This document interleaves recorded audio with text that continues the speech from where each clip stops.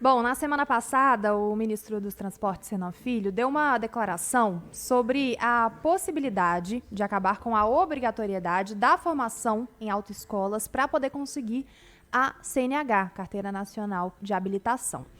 Logo na sequência, pouco depois dessa declaração, o Sindicato dos Centros de Formação de Condutores do Estado de Minas Gerais emitiu uma nota repudiando essa decisão, alegando impactos na economia e também nos empregos aqui do nosso estado. Para a gente poder entender o que essa medida vai impactar para as autoescolas aqui de Minas, a gente vai conversar com o presidente do sindicato, Alessandro Dias, que está com a gente ao vivo aqui na 98 News.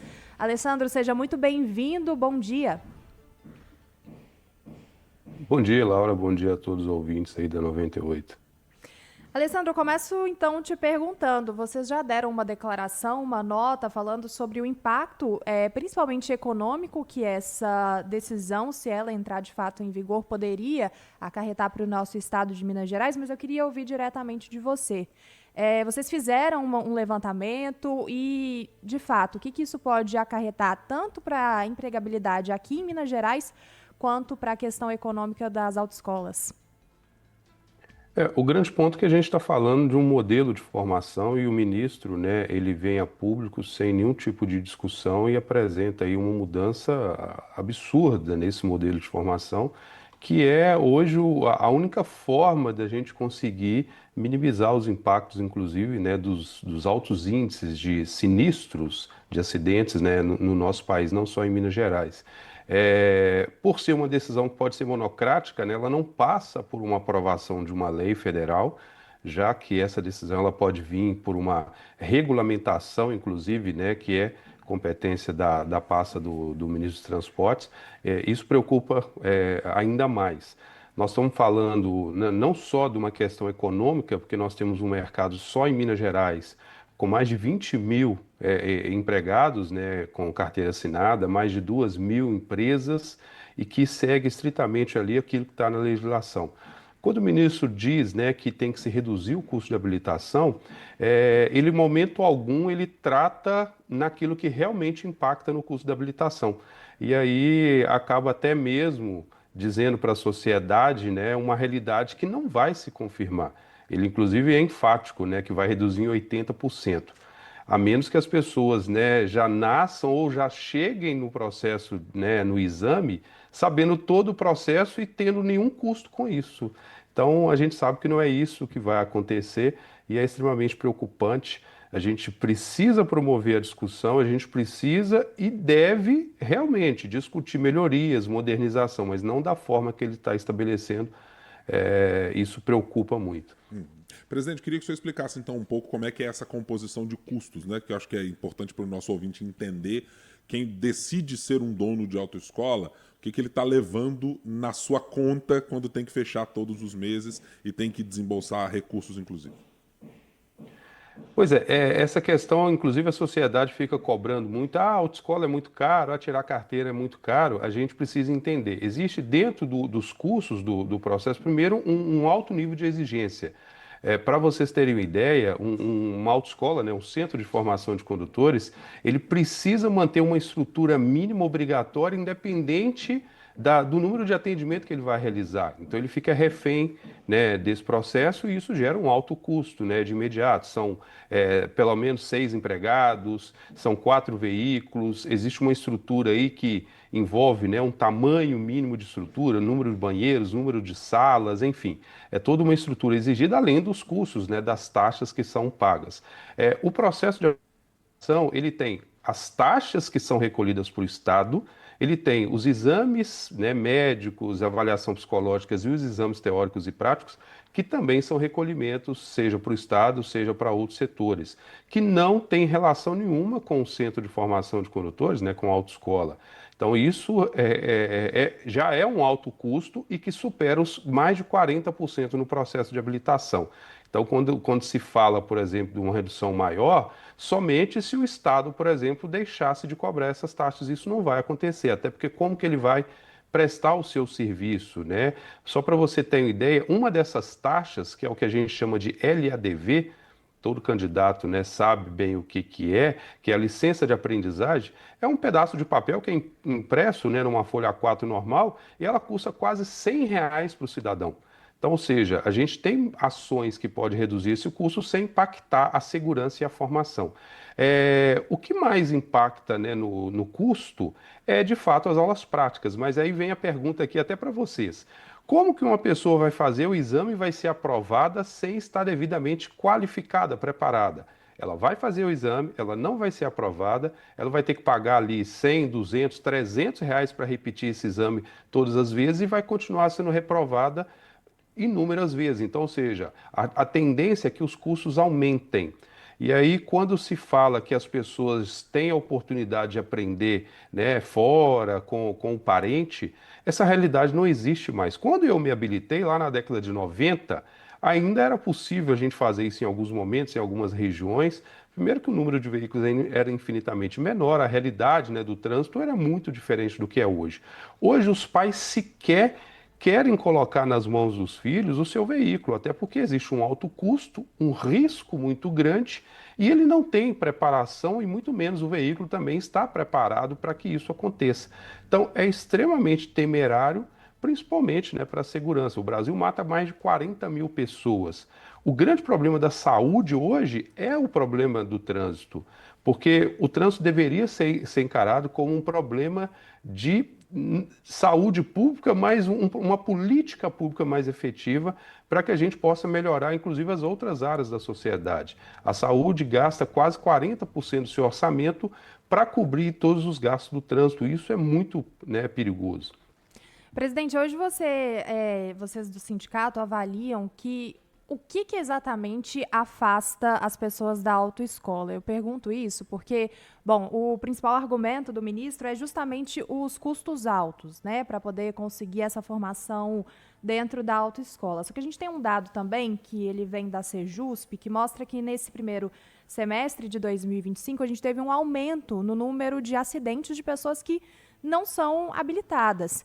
Então, de qualquer forma, a gente tem uma realidade em que pessoas estão dirigindo sem terem passado pela autoescola.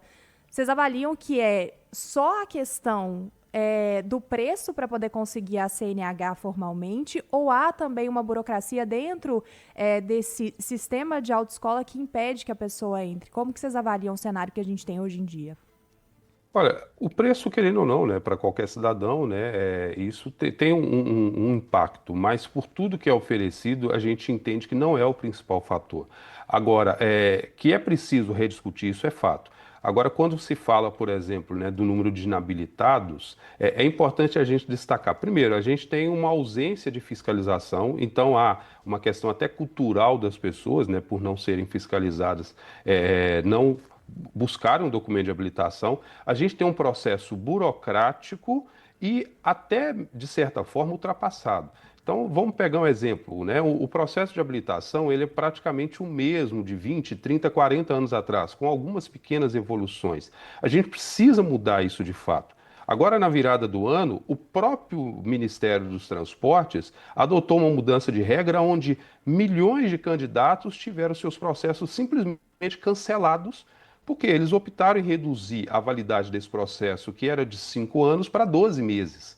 Então as pessoas se viram, quem não conseguiu se habilitar, ela teve que cancelar, ela teve que fazer tudo de novo, inclusive com exames válidos, com taxas pagas, ela teve que repetir tudo. Ou seja, não houve ali uma mudança, né, para reduzir custo.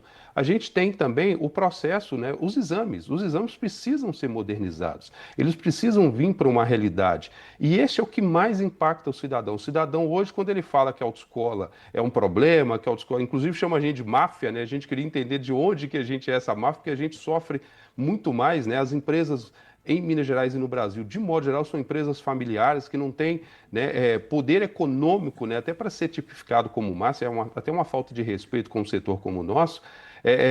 A gente tem grandes problemas, mas que são problemas estruturais do processo e não do Centro de Formação de Condutores. Os exames práticos são morosos. Em Belo Horizonte, a gente tem exames toda semana. Mas, na grande maioria, os exames acontecem a cada 15, a cada 30 dias, sem estrutura muitas vezes. Então, isso tudo burocratiza o processo, encarece o processo, dificulta o acesso. Em Minas Gerais tem um modelo, Aí você vai para o Rio de Janeiro é outro, você vai para São Paulo é outro, você vai para Bahia é outro, você vai para Goiás é outro, estou falando ali os estados que fazem fronteira, né? Então a gente tem esse desafio e a discussão ela precisa de fato acontecer, mas de um processo que modernize. Por quê? O candidato, quando ele se habilita, ele não passa mais por um processo de formação. O Código de Trânsito foi criado em 1998, ele institui lá que a formação deveria ser um direito básico a partir da pré-escola. Isso não acontece até hoje, quase 27 anos depois. Então a gente precisa ter um trabalho de formação, um trabalho de educação, um trabalho continuado, porque educação é algo contínuo.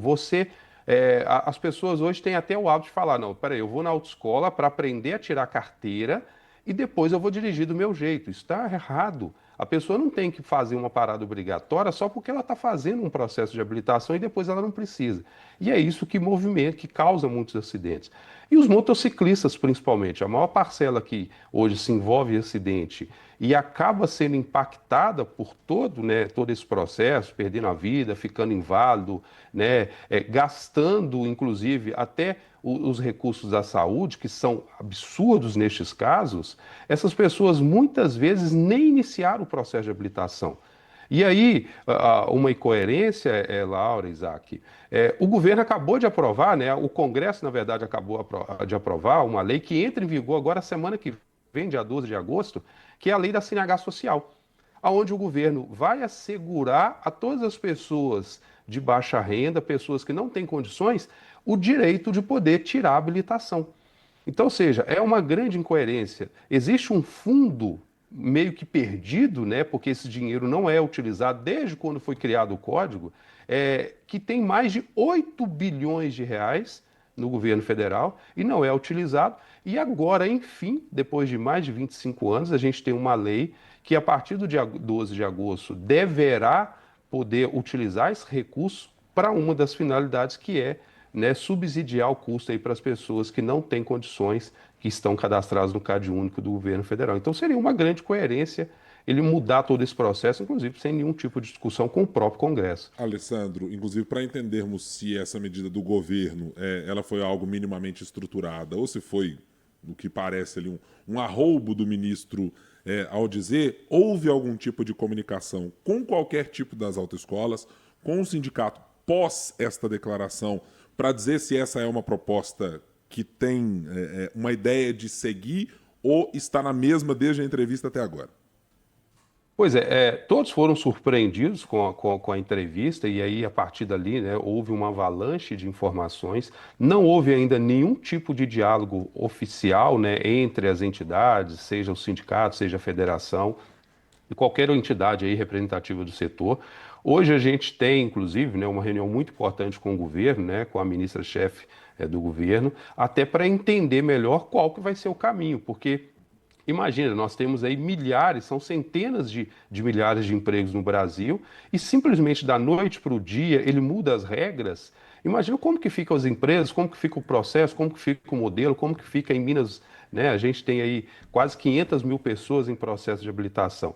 Então a gente cobra isso até porque é muito perigoso, né, a forma que o ministro vem abordando isso, né? E parece que fica uma sensação de que já está pensando aí em 2026, né, num cenário político. Então a gente aguarda para que haja uma discussão, até porque é preciso haver um trâmite aí para que isso possa acontecer. A Câmara Temática acabou, inclusive, de ser renomeada, que é um conselho que recebe essa proposta. Essa proposta ela precisa ser analisada, ela precisa ser colocada para consulta pública da sociedade, mas de forma pública e efetiva. É preciso haver uma discussão e aí há uma aprovação, né, do CONTRAN, que é o Conselho Nacional de Trânsito.